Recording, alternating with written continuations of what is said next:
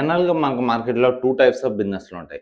లాభాలు బాగా వస్తే బాగా రన్ అవుతున్న బిజినెస్లు, బిజినెస్ చేస్తూ స్ట్రగుల్ అవుతూ చేస్తున్న బిజినెస్లు. వీళ్ళిద్దరూ చేసే కామన్ టైప్ ఆఫ్ మిస్టేక్ ఏంటంటే సోషల్ మీడియాని మార్కెటింగ్ కోసం ఉపయోగించుకోకపోవడం. బిజినెస్ బాగా జరుగుతుండే మన బిజినెస్ బాగా నడుస్తుంది కదా, మళ్ళీ మార్కెటింగ్ ఎందుకని ఇగ్నోర్ చేస్తారు. బాగా బిజినెస్ జరగకపోతుంటే కనుక ఇప్పటికే మనం బిజినెస్ మీద చాలా ఎక్స్పెన్స్ స్పెండ్ చేస్తాం కదా, మరి మార్కెటింగ్ ఎక్స్పెన్స్ స్పెండ్ చేయడం ఎందుకు అని. కానీ వాళ్ళు మర్చిపోయే విషయం ఏంటంటే బిజినెస్ కి మార్కెటింగ్ అనేది ఫౌండేషన్ లాంటిది. మన బిజినెస్ గురించి, మన ప్రోడక్ట్ గురించి, మన సర్వీస్ గురించి మనమే చెప్పుకోవాలి.